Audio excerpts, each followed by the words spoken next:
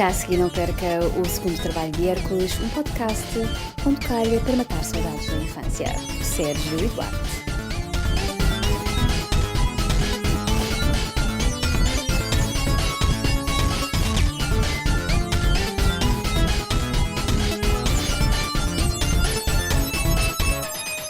Bem-vindos a mais um episódio do segundo trabalho de Hércules. Eu sou o Sérgio. Eu sou o Duarte.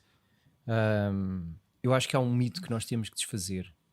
Nós passámos os últimos, diria, 20 anos a usar vocabulário totalmente americanizado, que eu não sei se aplica verdadeiramente à nossa experiência escolar, como ser geek, ou ser bully, ou nerd.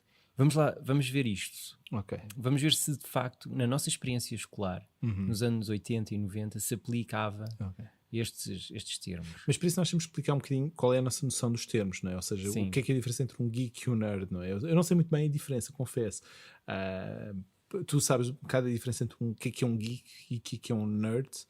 Porque para mim um geek é um gajo das informáticas, é um gajo que sabe tudo, não é? Da computação e por em diante. E um nerd é o geek está mais perto daquilo que nós diríamos o coca-bichinhos, aquele gajo que sabe tudo sobre um determinado assunto. Podia ser o marrão. Exato. Às vezes na escola mais corretamente seria o cromo. O cromo. Que aquele gajo é bué da cromo. Era o gajo que tinha sempre uma certa preferência dos professores, tinha boas notas. E o nerd eu acho que é o tipo que sofre mais de ansiedade social. Então acho que já encontrei a maneira mais correta. O geek é o cromo e o nerd é o totó. Ok.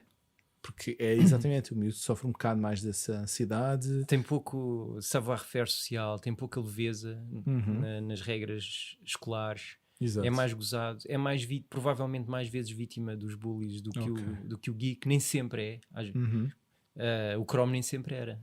Às vezes havia gozação, mas havia às vezes um respeito pelo cromo. Exato. Agora o totó, esse gajo levava sempre. Ok. Não era? Quem é que é oposto? Era o totó? Era o totó. É verdade. Era sempre o mais aquela. Porque muitas vezes até o geek era um bocadinho até. O cromo era muitas vezes protegido pelo bully, não é? Havia sempre uma certa. Não é? Tipo, pá, é um marrão, o gajo que. Pronto. E havia também aquele termo que era o choninhas. Achas que o choninhas é o marrão? O marrão não, é o totó ou é o. Eu acho que o choninhas é mais nerd, não é? É mais o nerd, é mais o totó. Então, aí o gajo é muito choninhas. Choninhas. Yeah. Boa. Que era o tipo que ainda vestia a camisa entalada dentro das calças.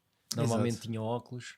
A mãe ainda ia levá-lo até à escola. Então provavelmente o nerd é mesmo aquela pessoa tipo, como diz, os choninhas, é isso mesmo. Agora estou aqui a tentar encontrar, porque eu não considerava choninhas, era um cromo, na verdade, porque havia aquela vantagem de saber não. Eu não sei. Tu achas que algum de nós era mesmo cromo no tempo? Não. Estamos a falar de 89, 90, estamos a falar de tínhamos 10 anos de idade. Não. Nós não éramos assim tão bons intelectualmente, ou não tínhamos assim tanto sucesso escolar. Não achas? Sucesso escolar, talvez, quer dizer, em algumas matérias nós tínhamos sucesso escolar. Físico-química, eu tinha sucesso escolar. Mas havia no quinto ano? No quinto ano não. Estou a falar mais para a frente. Eu estou a falar de 89. Okay, estamos no estrenado, naqueles 2 anos do estrenado, quando nós nos conhecemos. Vamos fechar em 89. Vamos começar em 89, exato. Nós acabámos de entrar, acabámos de nos conhecer. Nada, zero. Também não tínhamos assim tanto tempo de experiência para sabermos muito sobre um assunto. Não é? E nós estamos da era antes de Jurassic Park. Já se podia ser cromo. Tu podes estar no quinto ou no sexto ano e já ser aquele gajo é da cromo. É muito cromo.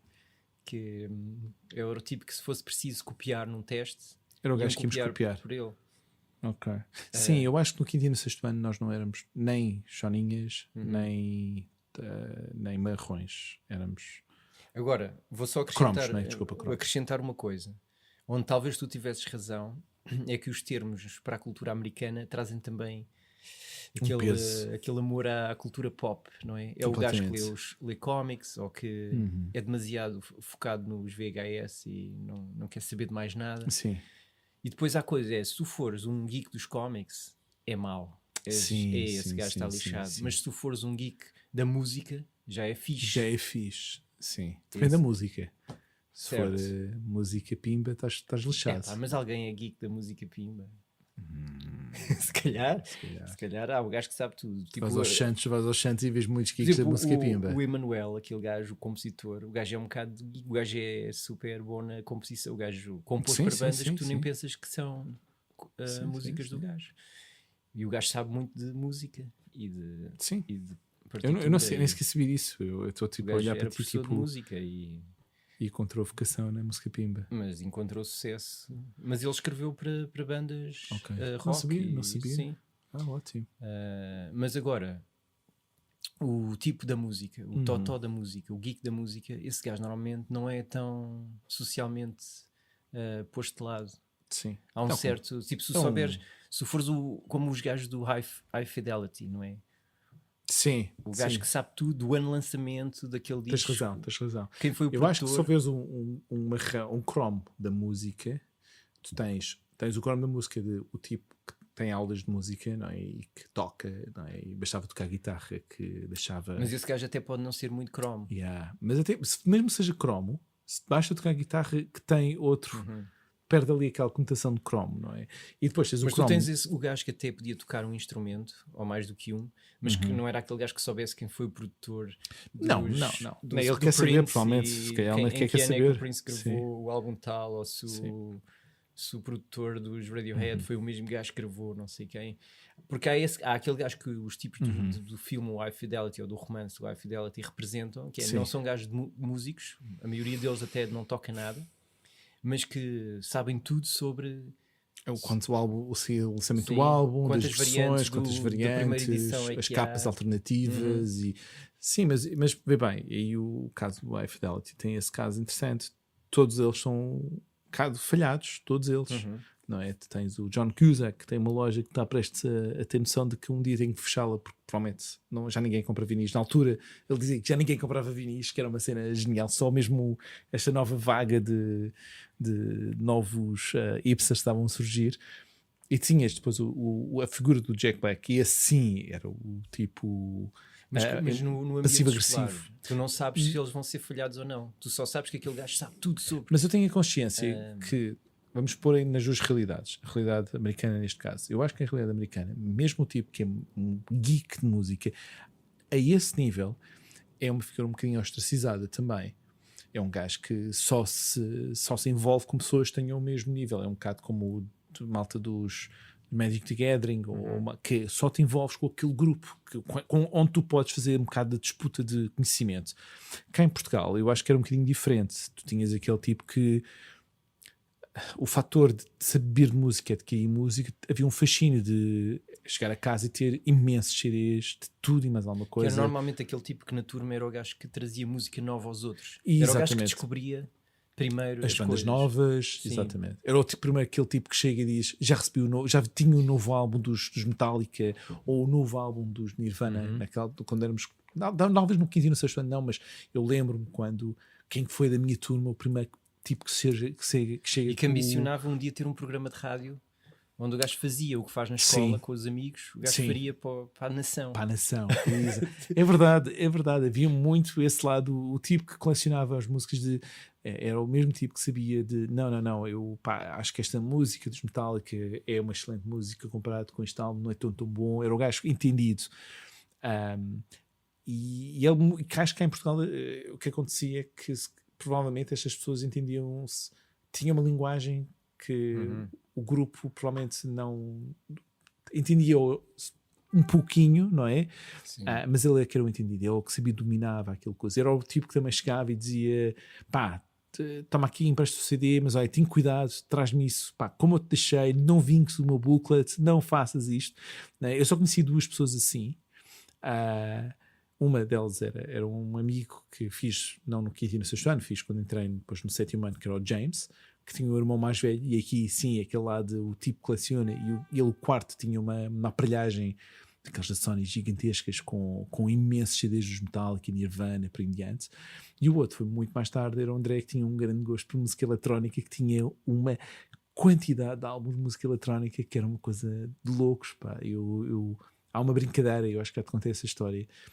Eu passava férias com ele na costa e nós chegámos a uma altura em que nós fizemos quase um programa de rádio. Essa brincadeira que tu dizes, impressionar o programa de rádio. Fizemos um programa de rádio em que tínhamos de trocar os CDs, tipo, rapidamente. E agora vamos ouvir a seguir Ace of Base. E agora vamos ouvir o novo álbum de Coisa e de Moby com esta música. E aquilo eu punha na, tipo, música 7 e nós tipo, pô, ouvíamos aquilo e fazíamos horas. Eu lembro perfeitamente de estar sentado aquilo era um resto de chão. Tu já conheces aquelas casas, aquilo são moradiazinhas baixinhas só com resto de chão, e eu na janela do meu quarto abria, punha a minha aparelhagem porque era até onde o cabo chegava, e passámos lá música que não era muito alta, era tipo, estava tipo no 5, no 6, e era assim que nós fazíamos. E eram as únicas pessoas que eu tinha alguma coleção. E eles destacavam-se por isso ser, pá, vou agora à loja X. Ele também te fazia mixtapes para ti. Tipo, viste aqui o mixtape com os novos. Sabes que eu tenho algumas cassetes mixtapes com músicas que ele, cada verão, ele preparava depois um mixtape. Tipo, pá, estas são as músicas do nosso verão. Vai, eram músicas. Como tu sabes, o nosso amigo Gonçalo era Sim. o meu amigo geek de música, não é? Então, ele também preparava seleções então, de metal. Vamos comprar. O que é que o Gonçalo punha na tua mixtape? Diz-me, dá 2 exemplos. 3 exemplos. Podia ser Bathory, Tiamat, Samael. Perfeito. Ok, eu vou dizer as minhas vertentes. Era tipo, já referei, Ace of Base, Richard Marx, com aquelas músicas. Mas isso é tipo AOR. Não. Richard Marx é melodic rock. É melodic rock, mas é melodic rock, não é música. É aquela que nós chamamos de música de fazer crianças, não é? Ou que era aquela tipo Peter Cetera. Não tinha, mas eu lembro-me que tinha a música, houve uma altura que ele pôs uma das músicas do Dirty Dancing, porque tinha sido as músicas desse verão, eram as músicas que nós íamos ter com as miúdas e tal, e eu ouvia aquilo repetidamente, eu adorava aquilo. Que é engraçado que depois de chegar ao Petito, o que é que viste estas férias? Ouvi Battery! E eu ouvi estas músicas de fazer bebês, tão bom! Ia chorar dos meus romances de verão falhados. Agora vamos voltar. Vamos voltar à conversa. Então, à conversa. E então, eu andava-te a dizer há uns tempos atrás que o cinema americano trouxe para aqui, para a Europa, a ideia de que se tu fosses um cromo dos cómics ou da banda desenhada, eras um choninhas. E isso, eu acho que isso não era verdade. Quando nós analisamos bem o nosso meio ambiente nos anos 80 e até os nossos pais e os adultos, havia muita gente que consumia banda desenhada, franco-belga e não só. Claro que era a grande massa era franco-belga, mas não havia ninguém que tivesse vergonha de dizer eu tenho Asterix, ou eu tenho Tintin, ou eu tenho... Eu não vi mesmo isso. Havia mesmo até aquela... Bastava irmos ao aniversário de alguns dos nossos amigos que com muita facilidade iríamos encontrar uma prateleira recheada de ou Tintins, ou Asterix, ou Lucky Luke. E não era 1 ou 2, eram bastantes. Sim. E nós ainda tivemos um fenómeno... E era uma prenda de aniversário super habitual. E agora ainda pior, eu ainda tinha aqui um caso ainda mais flagrante, que é da maior... Nós éramos viciados nisso, eu cheguei a ter muitos, e tu vais dizer, é verdade. Que era uma coisa que se oferecia como... Era um grande marco das prendas de aniversário durante 2 anos, entre 90 e 91. Todas as prendas de aniversário era o quê? Era o Wall-E. E todos os miúdos tinham um Wall-E no quarto. 1 ou 2. Eu cheguei a ter 4 Wall-Es. Não os mesmos. Uma vez encontrando uma vez, aquilo já está solucionado. Mas aquilo tinha graus de dificuldade, não é? O primeiro era o azul, depois saiu o vermelho, depois saiu o amarelo, depois saiu a volta ao mundo e por em diante. Perdido na história. Perdido no mundo, por em diante. E isso era uma coisa ainda mais totosice, não é? Era aquela prenda e aquele livro de quase de eu quero ter um livro onde eu vou passar metade das minhas férias à procura do Wall-E. E era banda desenhada, ou seja, era ilustrado, não é? E não havia aquilo que acontecia nessa imagética americana de se nós bastávamos levar um Tintin para a escola que éramos completamente dizimados pelos bullies. Aí eu acho que tu, até mais culpado do que eu, tu trouxeste mais, eu acho que tu trouxeste mais o estigma do termo geek americano, quando às vezes nós fazemos piadas sobre o nosso colecionismo. Sim. Que eu acho que vem por empréstimo, percebes? O que eu não Sim, faziam parte da nossa experiência escolar. Sim. Eu não me lembro de nós na escola alguma vez nos distinguirmos particularmente por causa da banda desenhada, porque toda a gente tinha mais e não uma só coisa ou sermos, outra. sermos vítimas por Sim, lermos banda desenhada. sim, não. Eu fui Nem mais... ninguém queria saber sequer, não havia sequer a mínima distinção. Eu nunca sofri de bullying e acho que tu também nunca sofreste de bullying. A única coisa mais parecida com o bullying que tive é aquela situação um bocado de figura alfa. Eu, quando estava na primária, tive uma figura que era o David, que era um rapaz que andava na nossa turma, e era uma coisa muito comum haver miúdos que andavam a repetir a primária, tipo 4 vezes a primária, ou 4 vezes a quarta classe, ou 4 vezes a primária. Neste caso era mesmo 4 vezes a primeira classe. E a segunda... Eu também tive um assim. E este tipo era um tipo que andava... já. Exatamente. Pá, é engraçado. Ele é como se fosse o Kramer. Para mim, na minha memória, é o Kramer. O gajo era um tipo de blusão de cabedal castanho, muito alto, assim meio desengonçado.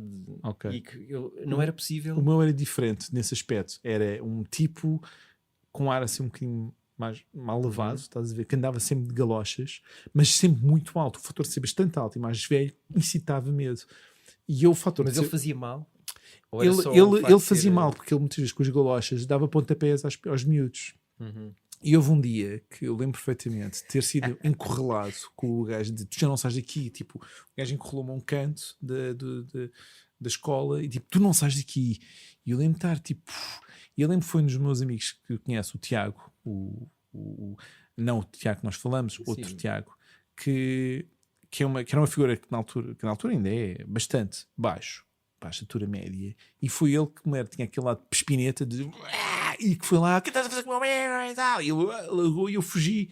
E foi a única altura que eu fui ligeiramente ameaçado por uma figura que podia ser quase um bully. Era aquela figura que nós sabíamos que pá, não se metam com ele porque senão vão levar porrada, vão buscar marcados e ele nunca nos vai largar.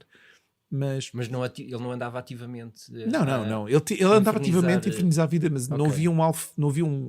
Eu na primária só tive medo realmente de um tipo que eu acho que de vez em quando infernizava a vida de alguém, mas ele era surdo de mudo, ou em grande medida. O gajo era muito. Foi o gajo que ganhou o jogo da bola dele em Keller, foi. Não, eu acho que ele nem sequer foi jogar. Mas esse tipo era cruel. Tinha demasiados cartões vermelhos. Eu acho que chamava o Hugo. Era um miúdo. Estamos a falar de primária, portanto, entre os 6 e os 9 anos. Mas o tipo tinha uma crueldade, mas que normalmente era direcionada aos outros miúdos que também tinham dificuldades. Eu lembro-me do tipo frequentemente cavalgar, ou seja, o outro punha-se de gatas e o tipo punha-se em cima dele como se fosse um cavalo. E lembras daqueles atacadores de cabedal, tipo dos sapatos de vela? Sim. E o gajo dava-lhe com aqueles atacadores de cabedal na cara e tudo, até fazia aquelas babas, aqueles vergões na cara. Esse tipo era, toda a gente tinha medo do gajo. O gajo era cruel mesmo. Isso bem, muito. É que o gajo podia, tipo, ok, como nos filmes, pá, dar um codilo traseiro. Aquilo era um decalhaço, percebes? O gajo era perigoso. E eu lembro-me, pá, ninguém se meta com o Hugo, o surdo mudo, porque o gajo, ele também via mal, tinha umas lentes grossíssimas. Ele estava na cara, não via melhor o sírio. E esse tipo foi a coisa mais parecida na primária de um tipo ameaçador. De resto, não houve assim, não posso dizer que houvesse alguém ameaçador. Ou seja, isto não é para distinguir os bullies. O meu era um tipo que andava de galochas, não era? Um gajo gigante que na minha ideia o gajo devia ter 16 anos, mas devia ter 10 provavelmente. E o teu bully era um tipo que tinha dificuldade na visão, facilmente podias tipo e fugires. Porque era só o puro sadismo. Mas era mas tinhas medo que o gajo agarrasse da mão e dissesse anda cá cavalinho. depois mais tarde, quando nós nos conhecemos no quinto, sexto ano, quando nós vamos para o Externato de Alvalade, aí eu acho que começo a sentir mais gente que azucrinava um bocado a nossa cabeça. Nós não éramos nós não temos quase razões de queixa, mas havia figuras mais temíveis. Havia aquele gajo que de vez em quando decidia: olha, agora vou trancar o recreio, vou chatear aqui os cursos, ou vou levar os gajos ao poste, não é? Exato. Eu acho será que toda a gente que está a ouvir sabe o que é ir ao poste? A gente pode explicar o que é o poste. Melhor, qualquer escola que tem um poste, toda a gente sabe o que é um poste. Agora, se as pessoas sabem o que é crueldade de ir ao poste, é uma grande crueldade. E eu sobretudo vi, e nós vimos, então, uma vez estávamos a falar disso que até estávamos a rir, mas ao mesmo tempo estávamos um bocado a sentir um bocadinho a dor. Que era um batalhão de 4 ou 5 miúdos que ia buscar uma vítima. sempre um rapaz. Tinha que ser um rapaz. E pegavam dois pelos braços, dois pelas pernas, pelo menos. Exatamente. E iam a correr com o corpo do tipo na horizontal, pernas abertas, e enfiavam as virilhas bem no meio do poste. E ir ao poste. Ir ao poste! Exatamente. E toda a gente perguntava: tu já foste ao poste? Yeah. Ou pior, aquele gajo já foi ao poste. Tu foste ao poste? Não, escapei-me. Esperneei como um louco e consegui cair e fugi. Mas aquela malta da feira, tipo o Smart e esses gajos tentaram uma vez. Numa daquelas, parecia que havia aquelas alturas do ano em que havia tipo 3 a 5 idas ao poste por dia. Tu sabes, Quando é que serei eu? eu sei que o mais estúpido nisto tudo era. Eu sei que o Tiago, não estamos a falar, o Tiago, que também teve comigo em primária, foi comigo para os treinados. Eu sei que ele foi muitas vezes ao poste. Sim. Porque depois havia um lado. O Tomé foi muitas também. Mas o Tomé, a diferença entre este Tiago e o Tomé era uma diferença nítida. O Tiago sabia ir ao poste. Ia com dignidade. O gajo ia a rir. Lari. E o gajo sabia perfeitamente se o gajo desse aquele contorno, o poste à anca do gajo. Que havia aquela história de nós, o gajo tipo, pum, puxando cada vez com mais força. E o gajo tipo, nada, e eu estava a ver tipo de fora e eu preciso dizer, pá, mete o gajo mais para o meio, então-lhe está a brilha. Mas é claro que eu não vou dizer isso. O melhor truque de todos é usar boxers largos. Mas na altura não havia boxers largos. Nós tínhamos o que as nossas mães compravam, que eram slips, e aquilo estava tudo condensado a um sítio. Mas era, se inclinasses o teu corpo mais, sabes, fizesse uma certa torção, quando eles tiravam-te ao poste, você estava-te na virilha. E isso era um truque. Só que o Tomé não sabia isso. Não sabia. Pá, coitado, eu ainda me lembro daquela vez que o gajo foi ao poste. Mas pronto, esse era um bullying que era generalizado, era mais um fenómeno de multidão do que não era, porque aquilo não era praticado pelo bully da escola. Aquilo, qualquer grupo se juntava e... É que eu estou-me a rir da crueldade que era ir ao poste. Sobretudo, ninguém ia ao poste, ninguém levava ao poste. Como é que eu explicar isto para as pessoas perceberem? Quando digo ninguém ia ao poste uma vez, era o ato de agarrar na perna e a pessoa levá-lo ao poste, não era tipo primeira tentativa, sabes? Era uma tentativa. Não. Aquilo faziam-se várias tentativas. Era 1, 2, ou 3, ou 4. Sim. Isto era a mesma coisa como levar um pontapé. E tirando aqui a famosa frase do Markle, o pontapé nos ramos, porque não é nos tintins, mas uma coisa assim forte. Aquilo era como levar um pontapé nos ramos. Só que no poste, tu não levavas um pontapé nos ramos. Tu levavas 3, 4, 5 pontapés nos ramos, porque era tipo, será que acertamos bem? Não, vamos ter certeza agora. Mais uma. Eu lembro dessa vez do Tomé, coitado, ter ido pelo menos umas 3 tentativas e aquilo ter sido 3 tentativas no sítio certo, sabes? Tipo, uou! E de repente, tipo, ok, já não acertam a segunda vez, uou! Tipo, ok, não há 2 sem 3 e a terceira era tipo, mesmo. O poste também tinha uma coisa que era bastante democrático, porque era sim. Muitas vezes o grupo virava-se contra um dos Olha, esse que eu estava a falar, agora o Estorninho. O Estorninho foi várias vezes ao poste. Mas também levou gente lá. E levou gente lá, sim, claro. Mas bom, nós também temos aquele personagem que nós falámos aqui no episódio dos Caça-Fantasmas, o Jorge, que eu nunca considerei um bully, porque ele não azucrinava a vida dos miúdos mais pequenos. Ou dos... o gajo de vez em quando apetecia-lhe fazer manifestações de força, como aquela do lançamento do peso, que expôs toda a gente fora do recreio. Mas nós nunca fomos, nós nem ninguém foi vítima em particular. Não. Quem eu associava mais ao conceito de bully era aquele tipo que eu acho que se chamava Bruno, sim. E que era o irmão do nosso colega Pedro, que era muito bom no futebol e que era aquele gajo de vez em quando queria pôr-nos os gafanhotos na camisola. Foi o meu primeiro dia no quinto que ano. Era o gajo fechava os aviões e os zangões dentro das flores e depois ia ameaçar os miúdos. Eu lembro que o meu grande medo dos gafanhotos foi nesse... Ou seja, eu já tinha algum pânico de gafanhotos, porque tinha visto uma vez um gafanhoto entrar na camisola de um amigo, e eu lembro-me dele andar com o gafanhoto e eu estar tipo, literalmente em pânico, tipo, e contar-te essa história. E tu, este gajo tem medo. E lembro-me de estar assim um bocadinho de não querer ser comigo, porque eu sei que ia ter assim um ataque de PTSD que não tinha nenhum, não é? Tu não, com 10 anos, com a vida boa que eu tive, não tinha PTSD nenhum. Gafanhoto dentro da camisola do amigo meu. Não ia ter medo. Mas a figura era assustadora, sim. Mas, eu ia dizer era que a figura que mais me chateava lá era a filha do diretor da escola. Essa foi a tua personal bully. Que era só porque ela não podia comigo. Porquê ela não podia contigo? Eras não muito sei, pesado. pá, eu seria uma vítima das gozações dela, mas não fisicamente, porque ela não teria chance fisicamente, mas era mais aquela... Mas o que é que ela gozava contigo? Ela, sei lá, era mais aquela ofensa. Eu sou mais moreno de pele, eu levava com o Monhé, por exemplo. Exato.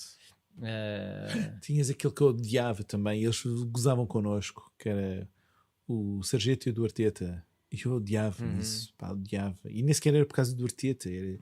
Eu lembro-me que tu dizias, uma vez quando eras miúdo, uma vez disse, pá, podem-me chamar todos, mas Sargento, pá, isso é que não. E eu acho que isso foi para mim. Então, cada vez que me veio a palavra Sargento, eu fico tipo, mesmo que seja um objeto, eu digo, não posso chamar isso. É o bueiro. É o bueiro! Exatamente, é verdade. Eu lembro uma vez de falar mas essa disso. fulana, de facto, havia um pó entre nós. Mas que eu tive aquela vingança, não é? Porque há aquele dia esse é tão fantástico. Eu tive pena de não estar nesse dia. Eu já não era teu colega quando isso aconteceu. Eu adorava ter visto. Eu acho que aquilo isso. foi por volta da altura do carnaval.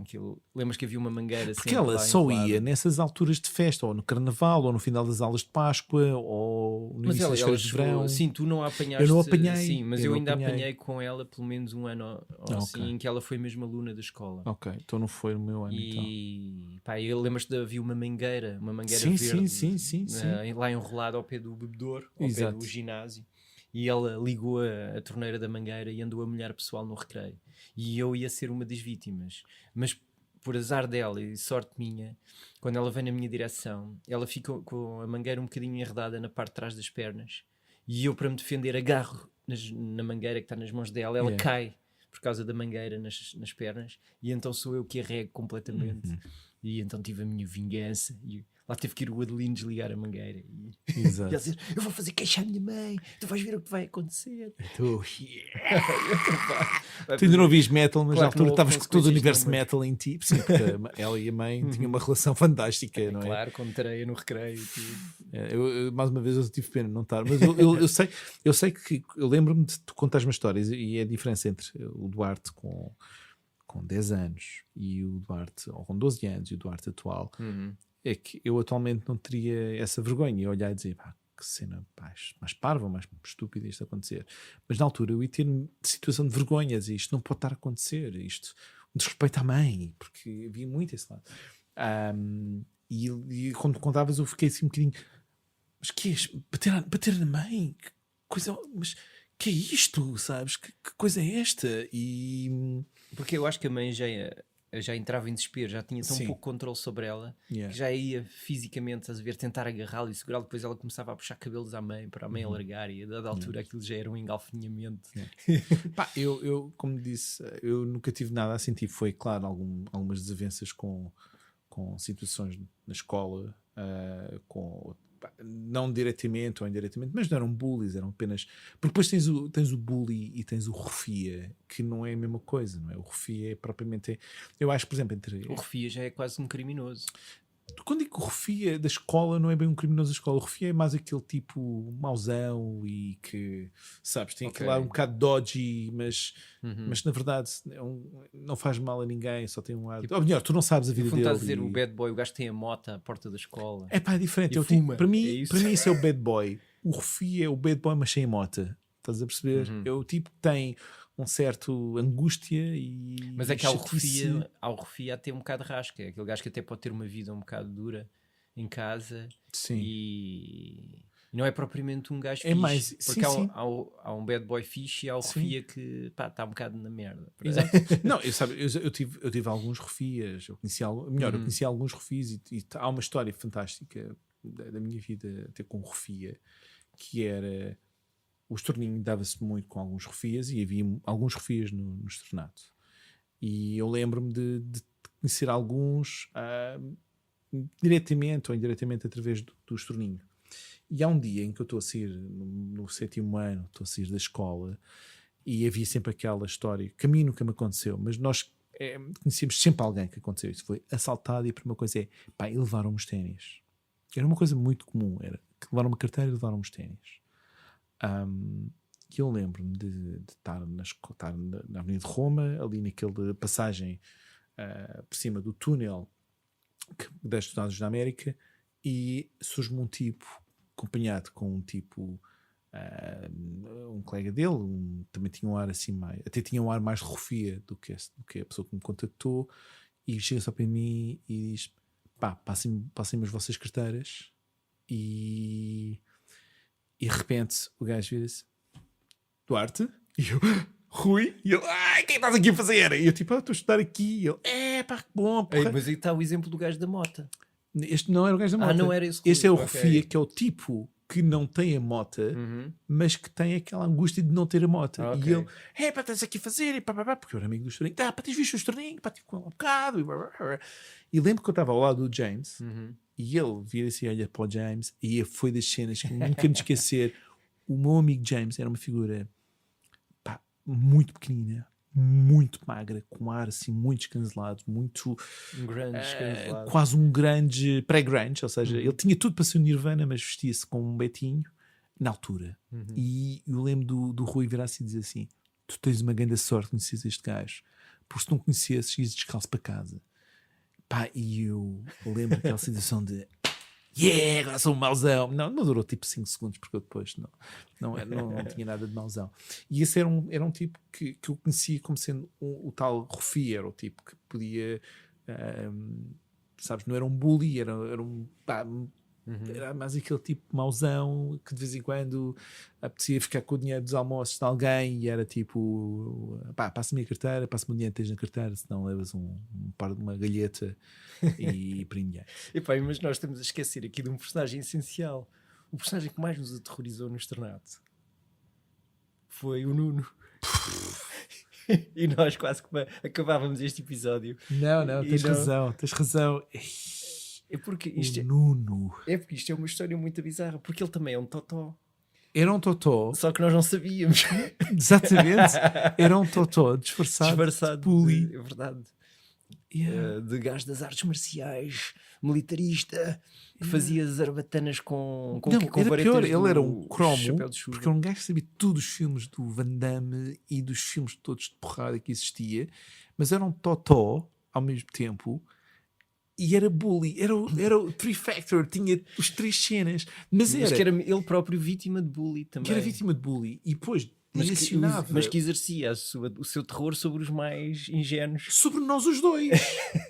Porque eu não me lembro de ele olhar para outras pessoas e dizer: tu. Não, mas ele também exercia bastante terror sobre Minions. Ele tinha um Minion. Tu já não apanhaste o Minion do gajo, não foi? O Minion do gajo que era o António.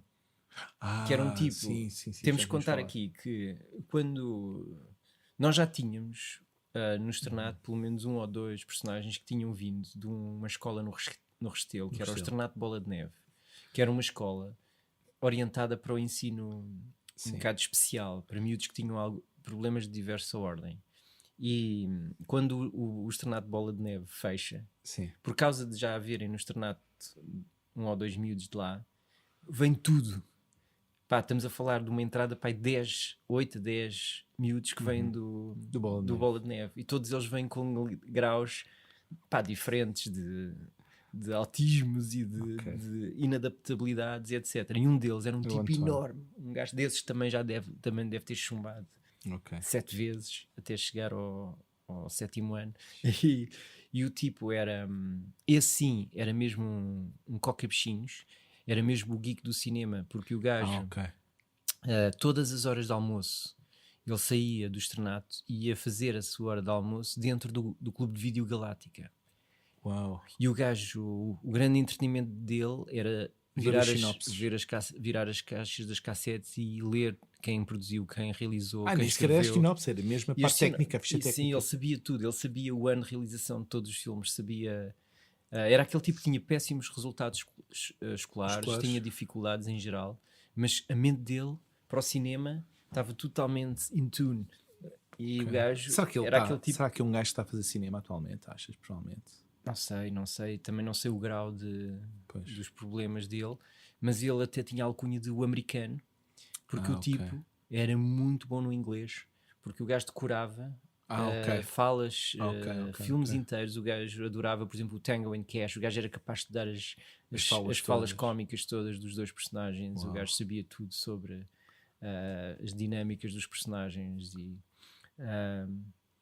super aficionado. Como é que se chama aquele filme do Stallone da mãe, que o gajo é polícia, mas a mãe vai levar a roupa à casa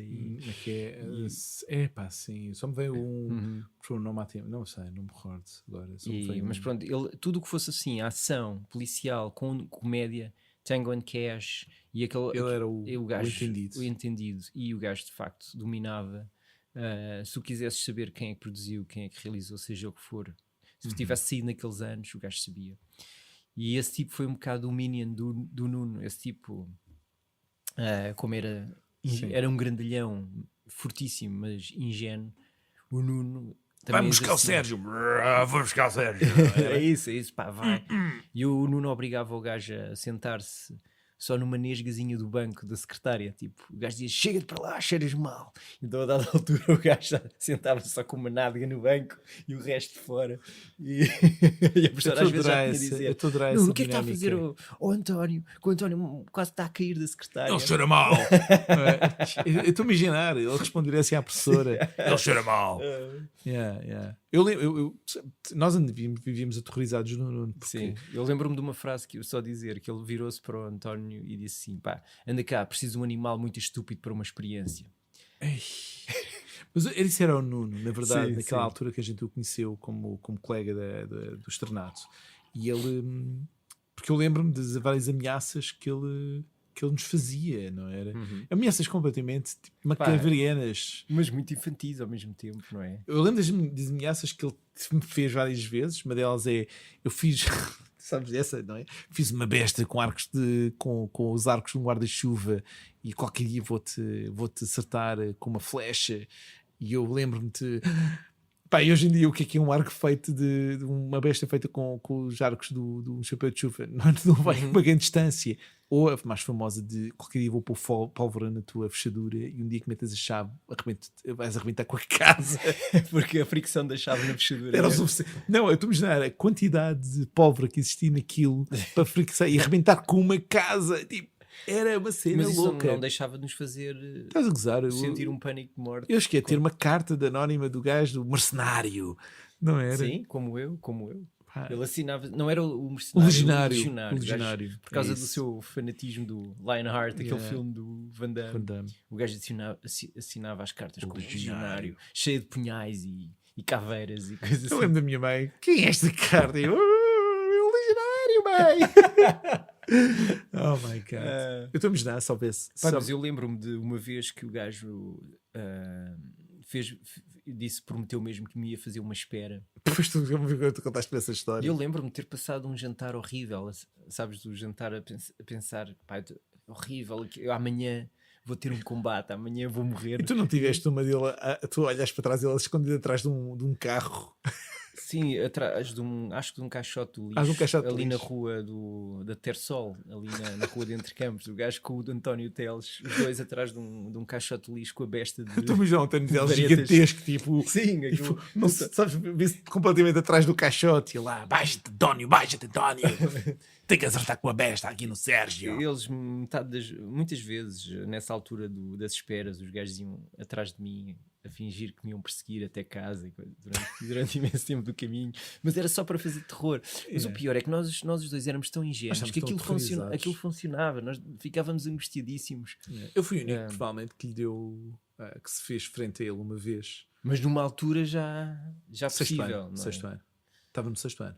Eu pensei que estavas a falar daquela vez que tu regressas. Mas não, isso tu estavas na escola. Foi no 6º ano. Essa foi um dia... Porque há uma coisa engraçada, não com bullies, mas sim com o fator de ser um bocado outsider, não é? Ou seja, eu, por muito que eu quisesse, tipo, visse os meus filmes e visse: ok, eu quero ser o John Cusack, eu quero ser como este personagem.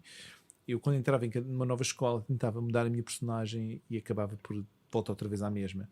E lembro-me nesse ano tentei ser o durão da escola. Era um gajo. Eu lembro das pessoas dizerem: usa a tua dimensão, usa o teu tamanho, porque era o miúdo mais alto da turma, era tipo mais entroncado da turma. E eu, podia criar medo. Tu eras um tipo enorme. Yeah. Eu lembro dessa vez com o Nuno. Mas eu acho que aí não foi tu tentares ser o mauzão. Eu acho que tu acionavas o teu bom coração quando era preciso e defendias os teus amigos sempre. Sim. Mas eu acho que tu nunca tentaste. Não foi uma coisa, eu agora vou tentar ser o mauzão. Eu acho que foi reagir à situação. Eu já não lembro qual foi a situação que levou àquela tentativa de pancadaria, que não houve muita pancadaria, não houve muito contato físico, porque provavelmente eu andei, porque eu na altura estava no karaté e tinha alguns reflexos. Eu lembro de afastar alguns pontapés dele e eu lembro daquela tentativa dos socos dele irem contra a vedação. E o único soco que eu dei, fiquei com uma marca na mão que hoje em dia ainda tenho. Sim, rasgaste um bocadinho, rasguei um bocadinho da mão. E foi a única que também foi. Lembro que a vedação abanou mesmo muito. Mas tu deixaste-o completamente transtornado. Sim, estava louco. É isso que eu ia dizer. E uma das cenas que era o trademark do Nuno era. Lembro do Adelino agarrá-lo e ele com aquela cara de olhar bufar e revirar os olhos. Tipo, de ser tomado por um demónio. E nós, muito mais tarde, que era a parte mais cómica, foi: ok, isso aconteceu uma vez. E houve uma vez que nós estávamos a ver fotos do externato, encontramos uma foto dele no externato, com a mesma pose, muito linda, segurei-lhe a mão e ele. Parece que a fotografia lhe tirar a alma. Dito isto de uma figura que depois se tornou um bom amigo. Sim. E que superou todos os seus os desejos de poder. E tu sabes disso, é engraçado. Ele tornou-se um grande amigo teu. E eu lembro a primeira vez que estava em tua casa e tu dizes: o Nuno vem aí. Mas ainda havia aquele reflexo. E eu, o quê? E eu lembro dele chegar e: olá, Eduardo, estás bom? E o Nuno, na verdade, agora lembrei-me, o Nuno é o Biff Tannen. É o Biff. Porque ele no passado é um grande mauzão. E eu tipo, eu sempre tipo, e no futuro, quando ele for à tua casa, regressa, era: olá, Eduardo, estás bem?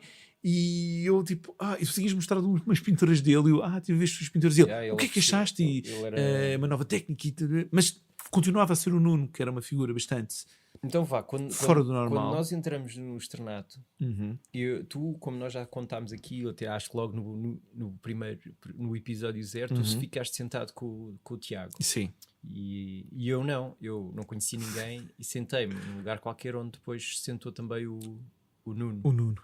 E quando nós temos aquele momento em que, passado um mês de aulas, a professora dá aquela hipótese de rearrumar a sala, agora que vocês já se conhecem e que se quiserem escolham os vossos lugares. E o Nuno virou-se para mim e diz: nós vamos sempre ficar juntos. E fez-me até apertar a mão, estás a ver? Tipo um pacto. Oh my God, eu estou a imaginar. E eu, sim, tudo bem. Corte a mão e fazer um pacto de sangue. Isso é demais. Mas depois, já não me lembro o que é que muda. Eu começo-me a sentar contigo ou com o Tiago, não sei. E então o Nuno leva aquilo a peito. Tipo, eu lembro-me do gajo em pé em cima daqueles bancos de cimento. Lembras-te no pátio do recreio? E o tipo a bater com a mão em chop movement na palma da outra mão e dizer: tu sabes o que é que acontece quando dois países têm um pacto e um deles o quebra? Guerra! E desde esse momento em que eu traí o tratado, eu traí o pacto, o gajo nunca mais me deixou em paz. Eu acho que provavelmente até deves ter sentado ao pé de mim nessa altura para criar essa inimizade, porque eu de repente também fiquei. Ficaste também queimado. Eu fiquei queimado por tua causa. eu sou colateral. Eu sou colateral.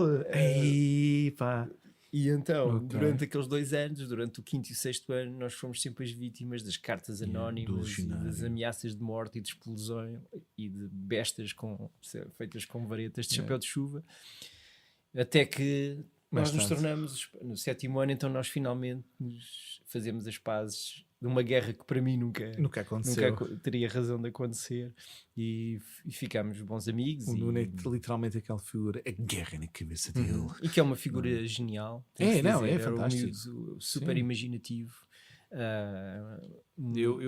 Sabes que eu nunca me dei bem com ele depois, e o que eu tive foi através das conversas, e sempre fiquei admirado com isso, não é? Era uma pessoa super determinada.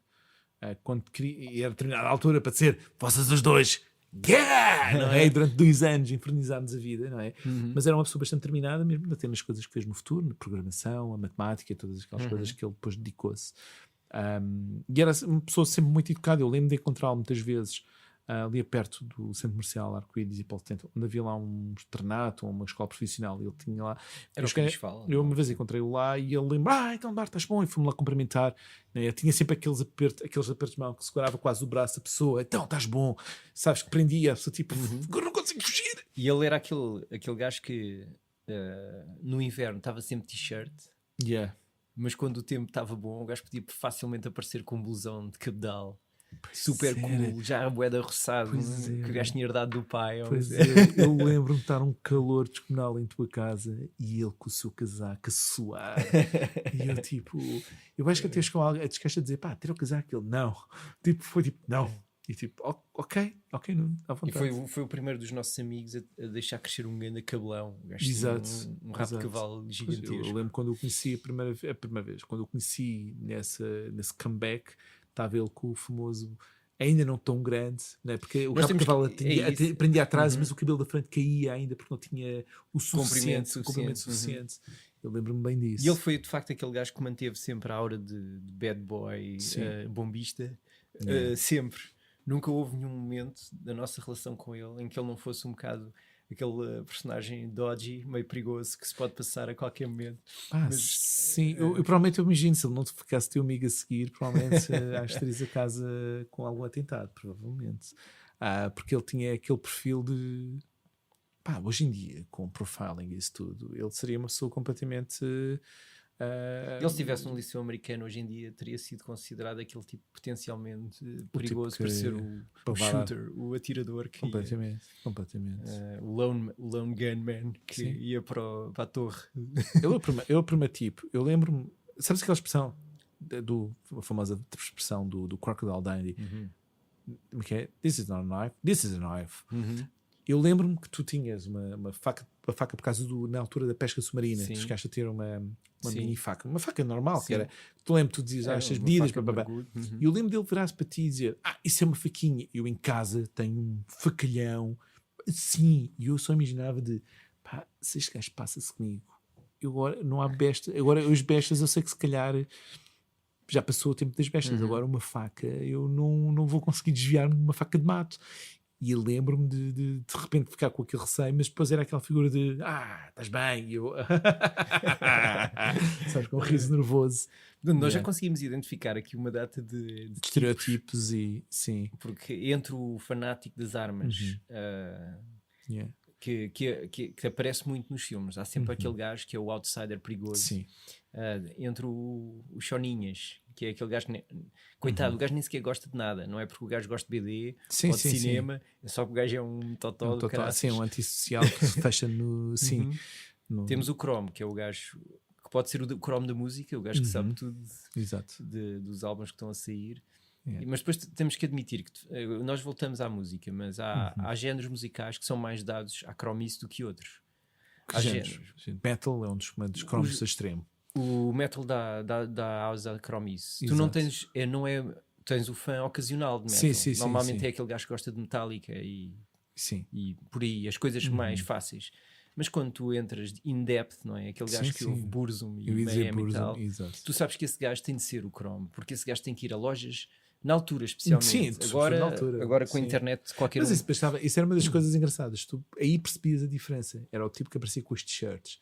Se aparecesse com uma t-shirt, não era metálica, fosse, imagina. E tem um letra ilegível. Burzum, exatamente. Tipo... Ou Cradle of Filth, que era uma coisa que estava. Bastava-me tipo surgir com uma t-shirt de Cradle of Filth, era já outro nível. Tipo, não, este não é o tipo metaleiro, é o metaleiro. Não é? E já era aquele cromo que ninguém ouvia. Naquela altura ninguém ouvia Cradle of Filth porque estava na moda, porque não estava na moda. Sim, mas os Cradle of Filth deixaram rapidamente de ser um bom exemplo para o que muito rapidamente. Se tornaram muito populares, não é? Era aquele. Se houvesse um puto que estava a armar ao black metal, o gajo ouvia Cradle of Filth. Mas depois havia aquelas bandas que ninguém acedia, a menos que fosse àquelas lojas mais underground. Tinhas que andar pelas charangas e as torpedos e à busca daquele álbum de Burzum ou de... Mas uma coisa interessante tem a ver com aquela fase que nós vemos mais até de bullying no cinema. E é uma fase que nos apanha numa fase, vamos chamar Rainha Dona Leonor, do 7º ao 12º, vamos apontar. E nós temos ali, eu tive ali 2 fases, não é? Que era da fase que era do 7º ao 9º ano, que pá, era um totó, não é? Estava com os totós. Mas depois a parte mais interessante foi na altura que nós entramos no 10º ano, em que podíamos ter um bocadinho o lado de sofrer um bocadinho mais de bullying, não é? Que é aquela fase em que estás interessado na miúda, que se calhar a miúda gira, que vai gozar contigo, ou estás interessado na miúda gira, ou uma miúda que na verdade é o bully que está interessado nela e que te diz, pá, tu não te aproximas da miúda, isso tudo. Nós nunca sofremos esse porque tínhamos uma vantagem fantástica, que era uma coisa que não acontecia no cinema americano. No cinema americano, bastava tu ler cómics, que era a altura que nós levávamos os cómics para a sala de aula, e desenhar. Mas isso prova que aqui não era um estigma. Não era estigma. Nós era o contrário. Era malta, pá, faz-me um desenho do Son Goku, não é? E há um tempo estávamos a falar isso era sobre... para ti. A mim ninguém pediu desenhos do Son Goku. Tu também não desenhavas Son Goku para ninguém. Eu lembro eu tive aquela cena dos 3 anos do 10º, 11º, 12º com 3 alcunhas diferentes e as pessoas dizem... E era tudo por causa dos desenhos. E era tudo desenhos. Então foi a primeira fase era o Power Ranger, por causa dos Power Rangers. Depois foi, no ano seguinte, tive o Son Goku. E depois, no último ano, era o Spider-Man, por causa dos meus famosos saltos no trampolim que eu e tu fazíamos de quem consegue saltar por cima de todo o colchão. Quando o gajo chegava com os braços todos lixados, pá, porque um gajo tentava saltar por cima do colchão. E isto, num filme, vamos chamar mais americanizado, ou isso tudo, isto era a cena de ser gozado com nomes completamente expressivos, não é? Tipo, gozões. Mas não. Eu, na altura, tipo, estou-me a chamar Power Ranger, que cena. Tipo, estás a gozar. Power Ranger comparado com a quantidade de nomes horríveis que podíamos ter chamado na altura. Agora, é um dos melhores. Eu tenho a certeza que há muita gente que cresceu nos arredores de Lisboa que está a rir de nós. Completamente. Porque nós tivemos a sorte de estar sempre super protegidos, numa escola no centro de Lisboa, em escolas bastante betinhas. E isso que eu ia dizer, mesmo dentro do centro de Lisboa, bastávamos nós termos andado mais um bocadinho para as escolas do lado, tipo Padre António Vieira, Olaias, uma cena assim. Provavelmente até poderíamos ter sofrido horrores de bullying. Nós, quando voltarmos a ter aqui o Gonçalo, eu adorava fazer isso. O Gonçalo, que andou em escolas mais marginais, vai-nos contar episódios. Ele esteve na escola secundária das Olaias, por isso eu adorava ele tem histórias para te contar. Eu adorava saber essas histórias, porque, como disse, a única vez que eu fui basicamente bully de fora da escola, eu conheci o bully e fui safo. Eu também quero muito ter aqui o João para nos contar as histórias do Cacém. Sim. Por isso vamos ter histórias muito mais giras. Sim. A gente há de retomar porque este as nossas tema. Histórias são super incipientes. Sim, é tipo, nós estamos super privilegiados, tipo, ir para a escola com os blicaus, mas só me roubavam a parte de cima do blical. Mentira, que eu vi aquela história dos blicaus e sim, sofri bullying, que ainda hoje estou a sofrer com isso, não é? Aquela cena de dá-me um bocadinho, dá-me um cochê do blical. Não, mas dá a tua primeira dentadinha. E era sempre aquela dentada, não, é desse lado, é daquele lado onde estás ao chocolate. E tu davas a dentada, ele, então dá-me aí, apertava o blical, que saiu o chocolate todo e dava aquela dentada, que ocupava tudo. Exatamente, aquilo, eu lembro dos dentes roçarem quase na ponta da mão, tipo, caraças. Depois ficava só com o rabo do blical, que não tinha já chocolate nenhum. Eu vou, obrigado. Eu adorava, só um dia acontecesse um dos meus amigos morresse, não tivesse ficar assim engasgado, tipo, eu tipo, queres leitinho? Agora não há leitinho para ninguém. E bem um leite ainda estás ressentido com isso. Ninguém como um blical. Eu tinha os nomes de um bloco. Não, por acaso não. Olha, eu ainda quero abrir, não temos tempo, estamos bem. Temos. Eu ainda quero abrir aquele capítulo que é quando os medos que são levantados pela tribo musical a que tu pertences. Imagina, quando tu ias num autocarro ou uma cena assim e entrava um gajo com uma t-shirt de Metallica, metia mais medo ou não? Tipo, havia aí aqueles gajos são perigosos, aqueles gajos, não digo Metallica, porque isso já era muito quase a chegar aos anos 90, mas, sim. Mas por exemplo, um gajo com Iron Maiden metia-te mais medo. Ou tu nem saías o suficiente para entrar num autocarro. Acho mais provável isso. Mas assim, se eu estivesse na rua e vivesse alguém com uma t-shirt de Iron Maiden, porque assim, temos de pensar que as malta que usava uma t-shirt de Iron Maiden não é como esta fase nova de vou usar uma t-shirt de Iron Maiden porque fica bem com estas calças. Não. Os altos usavam t-shirt de Iron Maiden e usava toda a estrutura. O teu casaco ganga, as tuas pulseiras de cabedal, o teu fio com uma imitação de uma lâmina de barbear, aquelas lâminas, coisa, não é? Ou 2 ou 3, ou placas de identificação, anualmente cabelo mais rapado. Aquelas dog tags de militares, sim, que se ia buscar à Feira da Ladra. Botas de tropa. Isto é antes do Coronel Tapioca. Exatamente. E eu lembro-me que essa situação causava-me algum receio, porque tinha um ar de alguma violência. Mas eu não sei se tu não estás a compor um figurino já muito com muitos adereços. Porque às vezes bastava ser aquele gajo com o blusão de ganga, manhoso, um bocado roçado e sujo. E que tinha só uma t-shirt com o Eddie dos Iron Maiden. Nem sequer era um gajo que tivesse... Eu desenho muito essa imagem do tipo com porque tu estás a fazer quase um metaleiro impecável. Um gajo que tem tudo. Mas eu lembro de às vezes passar, sobretudo até quando ia para tua casa, muitas vezes no Arco Seco. Às vezes ali em Arizona que havia muito aquela malta que a gente chama os tios, não é? Que eram os irmãos mais velhos, ou que tinhham aquele lado mais de... pois, é o tio, mas é um tio que mais ninguém que está a ouvir sabe este... E a gente usa esta expressão do tio porque não é o Betinho de Cascais. Não é o Betinho de Cascais. Tio, estamos a falar normalmente do irmão mais novo. Exato. Do pai, digamos assim. Exatamente. Que ainda vive em casa da avó. Exatamente. Enquanto o pai, digamos, a figura tradicional do pai fez família, teve os seus filhos, teve uma boa carreira. O irmão mais novo é o gajo que já nasceu depois do 25 de Abril. Exatamente. É fanático do bairro alto, do rock, vai aos concertos todos, não faz nada da vida, dorme até ao meio-dia. E é o tipo que tem o cabelo mais ceboso e está com ar. E era muito... e como tu dizes, ainda vive em casa da mãe. E eu acontecia muitas vezes encontrar pessoas assim a caminho da tua casa. E eu lembro-me de algum receio. Não era aquele t-shirt que usava, uma t-shirt de uma banda de rock, ou de uma banda de metal, ou de uma banda um bocado mais agressiva, com um desenho mais pitoresco, ou a famosa t-shirt com uma miúda toda descascada, que me deixava assim um bocado de pá, eu vou ser saltado, isto tipo, vai-me encostar e vai-me dar uma naifada. Eu lembro desses receios. Porque às vezes bastava um blusão de ganga preto e um gajo já achava, pronto, vou ser assaltado hoje. Bastava ser um blusão de preto com patches. E se fosse uma estampa das costas, uma estampa das costas era tipo: foge, Duarte! Foge! Sabes? Aí era pânico geral. Mas eu lembro quando era miúdo tinha. Mas eu acho que esse era aquele estereótipo. Os teus primos, algum deles ouvia música pesadona ou não? Quando eras miúda? Quem é que era a figura que ouvia música mais agressiva? Então é assim, eu não me lembro deles ouvirem música. Confesso, mas lembro de terem bandeiras, que eram aqueles flags gigantes, e o João tinha umas bandeiras com coisas com caveiras, esqueletos, Iron Maiden, coisas assim do género. Mas isso aí não me causava grande medo, porque eu conhecia a pessoa em causa e era mais até estética. Eu adorava aquela estética Iron Maiden. O meu pai era dos poucos que adorava quando nós íamos ao Centro Comercial Arco-Íris. Às vezes havia lá umas bandeiras, o meu pai, estas bandeiras dos Iron Maiden, e lá esta figura, e eu tipo, adorava aquilo, que era um bocado assustador, mas eu adorava aquela imagética.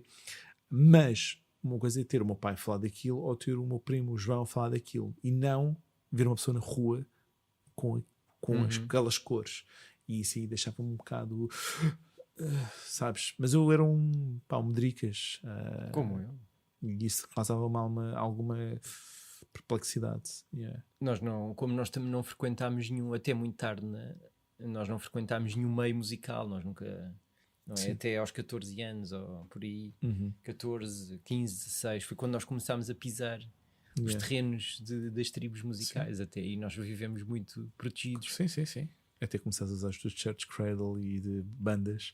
Mas eu lembro que eu adorava as tuas t-shirts e eu ficava com sempre aquela vontade, um dia vou comprar, mas já sabia que a minha mãe dizia: Duarte, tu não vais para a casa dos teus filhos com essa t-shirt, tira já isso, vai vestir a tua t-shirt que o teu pai comprou há 8 Mondays. Não era? Ou aquela super pornográfica que eu tinha. Eu lembro-me mais vagamente, mas eu sei que as minhas 2 primeiras t-shirts de metal foram compradas na estação de metro dos restauradores. Lembras-te que havia uma loja de um dono indiano que só vendia roupa metal. E também havia reggae, não é? Normalmente essas lojas tinham sempre um bocado as tribos misturadas. Exato. Tinhas tipo Bob Marley e depois tinhas Burzum. E aí eu comprei as minhas 2 primeiras t-shirts. Depois essa loja, quando eles fizeram as obras dos restauradores, deve ter ido para outro método qualquer, mas foi uma t-shirt Moonspell e foi uma de Cradle of Filth. Moonspell e Cradle of Filth foram as minhas primeiras t-shirts de metal. Boa. Eu nunca tive t-shirts de metal. Hei de ter um dia. Um dia hei de ter. Não sei de qual banda, mas eu ia ter. Quando tiver eu depois mostro. Pronto. Mas a gente vai falar outra vez um bocado sobre estas tribos, que acho que é interessante. Falamos um bocado mais das tribos, que nós tínhamos tantas tribos na altura, da qual nós nunca ligámos, mas sempre vimos distante, né? Tivemos os punks, tivemos os metaleiros, tivemos os rockeiros. O punk para a nossa geração é problemático, porque nós apanhamos mesmo quase anos sem punk, não é? O punk foi muito importante na década de 80, até na cultura do bairro alto, aqui em Portugal. E mesmo todo o New Wave, digamos assim, que gerou a estética de Sétima Legião e Heróis do Mar, que vem claramente da New Wave e do punk. Mas nós éramos demasiado novos para ter bebido do movimento punk aqui em Portugal. Quando nós tínhamos 10, 11 anos, era quando estavam os sitiados e os censurados. Esse tipo de bandas estavam a ter o seu auge, digamos, no final de 80s e inícios de 90. Nós éramos muito putos, muito pequeninos. Nós tínhamos 10 anos, 11 anos. Não íamos estar a ouvir censurados. Nem... Sim, não. E quando nós começamos a consumir música e ir ao bairro alto e por aí fora, o movimento punk já estava muito morto. Muito morto. Sim. Depois mas tivemos os góticos. Foi uma fase em que nós apanhámos muita fase gótica e outras coisas mais. Sim, mas não o gótico 80s, não é? Estás a falar do gótico que já veio mais... já mais metaleiro e mais anos 90, não é? Os que iam para Sintra fazer rituais à noite. Eu adorava essa história. Havia um bar, pois nós haveremos de chegar lá. Havia um bar na Amadora que era o Xadrez, que era o bar da comunidade gótica na linha de Sintra, e chamava-se Xadrez porque o bar tinha azulejos pretos e brancos, por isso é que era o Xadrez, e era lá que se reunia o core do movimento gótico. Mas nós, como somos uns totós, nós vamos ao forno comer uns prensadinhos lá antes do Festival da Amadora. Mas à hora que abre o Xadrez, o forno já fechou. Porque somos uns totós e não vamos à hora da abertura do Xadrez. Para nós é muito tarde estar essas horas na Amadora. Mas eu estive no Xadrez. Mas depois nós vamos fazer episódios sobre a nossa entrada no Metal World. Isso. E pronto, acho que podemos dar descanso ao Hércules, não é? E deixa-te, como fazes também melhor do que... Não consigo fazer isso. Faz lá tu. Tá Tu és melhor. Faz tu. Já passou muito tempo. Diz assim, vamos dar descanso ao Hércules. Vamos dar descanso ao Hércules. Não te esqueçam de seguir nas redes sociais, no Instagram. Partilhem, comentem, divulguem, passem a palavra aos vossos amigos e familiares. Não, familiares não, aos seus amigos. Eu não quero que os familiares saibam o que a gente anda a fazer. Agora fiquei com medo. Não, os familiares, imagina, eu vou passar isto à minha tia e me dizem, isto não é o Duarte e o Sérgio que são tão bem comportadinhos a dizer estas barbaridades. Não passem aos nossos familiares. Aos nossos. Okay. Aos deles podem passar. Não, melhor, agora aos nossos é que não, se faz favor. Por isso divulguem, passem a palavra e até para a semana. Até para a semana.